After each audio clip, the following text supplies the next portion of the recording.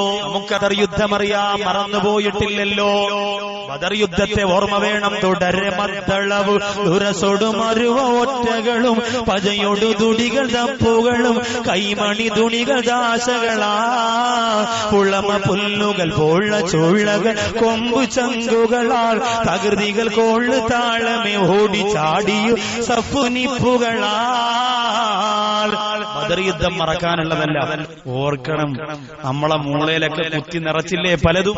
ബദരീങ്ങൾ ആരാണ് എന്റെ പ്രിയപ്പെട്ട സഹോദരങ്ങളെ? നമ്മൾ ചിന്തിക്കണം. ഒരു ബിരിയാണി കൊണ്ട് ബദരീങ്ങളെ നമ്മൾ ഒതുക്കി നിർത്തല്ലേ? ഒരു ബദർ ദിന പ്രഭാഷണം കൊണ്ട് ബദരീങ്ങളെ നമ്മൾ മറക്കല്ലേ? ആ 313 ഇസ്ലാമിക ചരിത്രത്തിൽ എന്റെ പ്രിയപ്പെട്ടവരെ ഒരു കാലത്തും നമുക്ക് മറക്കാൻ കഴിയാത്തതാ.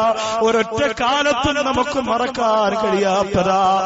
ഇന്ന് ഒരുപാട് ഭക്ഷണം നമുക്ക് കിട്ടുന്നുണ്ട്, സുഖമുണ്ട്, സന്തോഷമുണ്ട്. പക്ഷേ ബദരീങ്ങളുടെ അവസ്ഥ എന്തായിരുന്നു എന്ന് നമ്മൾ ചിന്തിക്കണേ. അതേ മുറിഞ്ഞുപോയ കാലിന്റെ ഭാഗമുണ്ടല്ലോ, മുമ്പോട്ട് നടന്നു പോകാൻ ബുദ്ധിമുട്ടാണെന്ന് തോന്നിയപ്പോ ആ കാലിന്റെ മുറിഞ്ഞുപോയ അറ്റത്തെ കൈകൊണ്ട് വലിച്ചു പിടിച്ച് പൊട്ടിച്ചു കളഞ്ഞിട്ട് ദൂരേക്ക് വലിച്ചെറിഞ്ഞിട്ട് ലാ ഇലാഹ ഇല്ലല്ലാഹ് എന്ന് പറഞ്ഞുകൊണ്ട് ആവേശത്തോടെ കലിമ പറഞ്ഞ് പരക്കം പാഞ്ഞ ഇസ്ലാമിന്റെ പടക്കുതിരകളെ മറന്നുകൊണ്ട് എന്റെ പ്രിയപ്പെട്ട ചെറുപ്പക്കാരാ, നമുക്കാർക്കും സ്വർഗം നേടാൻ കഴിയില്ല. ആ ബദർ യുദ്ധത്തിൽ പുന്നാര നബിതങ്ങൾ സുജൂദിൽ കിടന്നു കരഞ്ഞു. അല്ലാഹുവേ, ഈ 313 ഇവിടെ തോറ്റുപോയാൽ അല്ല എന്ന് പറയാ ഒരൊറ്റയാണ് ഇതിന്റെ തൊലിക്കുപുറത്ത് കാണൂല. ആരംഭപ്പൂവായ നബിതങ്ങൾ ഭക്ഷണം കഴിക്കാതെ പട്ടിണി കിടന്ന് സുജൂദിൽ കിടന്ന് കരഞ്ഞു. അവസാനമെന്തേ? ആ നബിതങ്ങളെ സഹായിക്കാൻ ഇറങ്ങി വന്നതാരാ? അന്നീ മുമിദ്ദുകും ബി അൽഫിൻ മിനൽ മലായികതി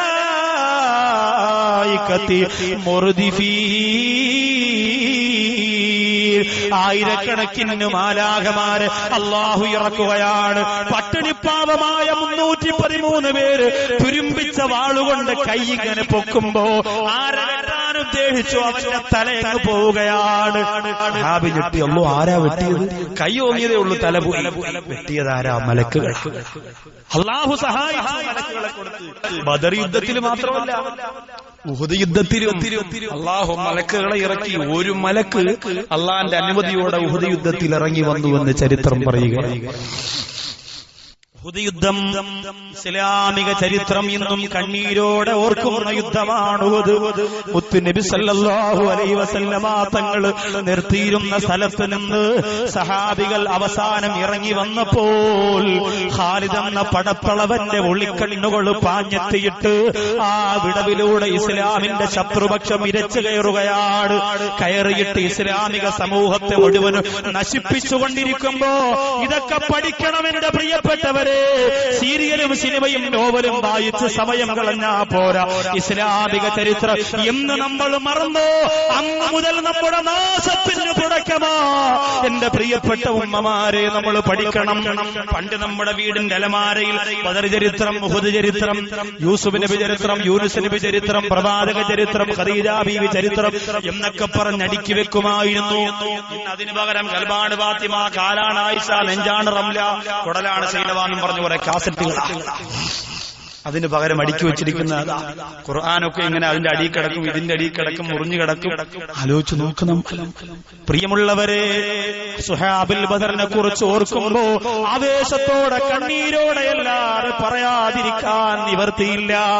അങ്ങനെ മലക്കുകളെ ഇറക്കിക്കൊണ്ട് അല്ലാഹു അവരെ സഹായിച്ചു. ഉഹദിലും അങ്ങനെ തന്നെയാണ്. അന്ന മിസ്അബ് ബിൻ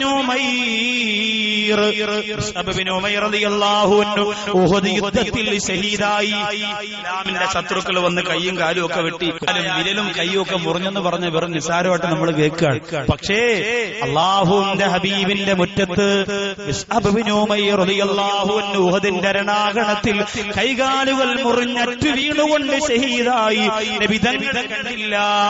അല്ലാഹുവിന്റെ റസൂൽ നോക്കുമ്പോ അതാ മിസ്അബ് വരുന്നു. മിസ്അബ് തന്നെ. മിസ്അബിന്റെ തലയിൽ കെട്ടാണ് മിസ്അബിന്റെ പടയ പടയങ്കിയാണ്, മിസ്അബിന്റെ വാളാണ്, മിസ്അബിന്റെ വസ്ത്രമാണ്. അള്ളാന്റെ റസൂല് പറഞ്ഞു തഖദ്ദം യാ മിസ്അബ്, തഖദ്ദം യാ മിസ്അബ്. ആ സമയത്ത് ഈ മിസ്അബ് പറഞ്ഞു ലസ്തു മിസ്അബ്, നബിയേ നിങ്ങൾ എന്താ പറഞ്ഞു? ഞാൻ മിസ്അബല്ല. പിന്നെ മിസ്അബ് എവിടെ? മിസ്അബ് കിടക്കുന്നു ഷഹീദ്. പിന്നെ നിങ്ങൾ ആരാ?